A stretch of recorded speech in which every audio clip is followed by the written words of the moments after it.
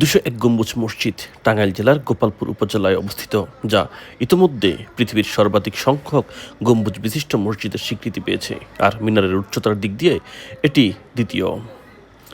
এই মসজিদের ছাদে রয়েছে প্রায় ২০১টি গম্বুজ। ২০১ গম্বুজ মসজিদ দেখতে হলে আপনাকে বাংলাদেশের যে কোনো প্রান্ত থেকে টাঙ্গাইল জেলা সদরে আসতে হবে।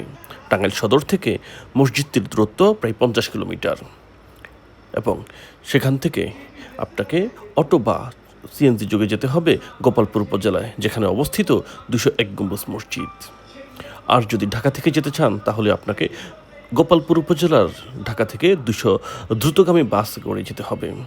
সেখান থেকে আপনার গোপালপুর থেকে ২৫-৩০ টাকা ভাড়া দিয়ে যেতে হবে গোপালপুরের ২০১ গম্বুজ মসজিদ দেখার জন্য।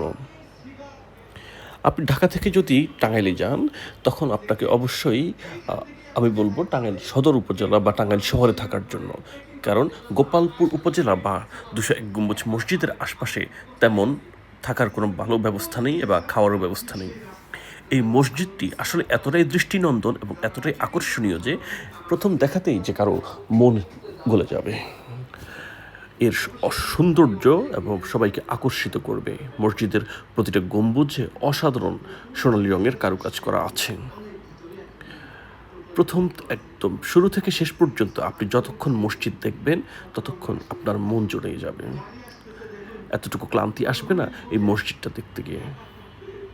শুধু মসজিদের গম্বুজ বা মসজিদের বাহিরের সৌন্দর্য নয়, এই মসজিদের ভেতরে রয়েছে অসম্ভব সৌন্দর্য সব এবং অসম্ভব সুন্দর সব কারুকাজ।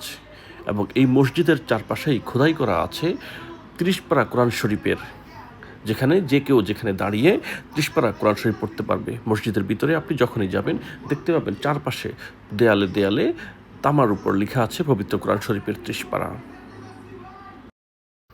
ঢাকা থেকে গিয়ে একদিনেই টাঙ্গাইলের গোপালপুর উপজেলার ২০১ গম্বুজ মসজিদ ভ্রমণ করে আসা সম্ভব। সেই জন্য ভোরে আপনাকে ঢাকা থেকে টাঙ্গাইলের উদ্দেশ্যে রওনা দিতে হবে, এবং দুপুরের আগেই আপনি টাঙ্গাইলের গোপালপুর উপজেলায় পৌঁছে যাবেন, যেখানে অবস্থিত ২০১ গম্বুজ মসজিদ। এবং বিকেলে যখন আপনি রওনা দিবেন ঠিক রাত ৮টা থেকে ৯টার মাঝে ঢাকায় ফিরে আসা সম্ভব টাঙ্গাইল থেকে।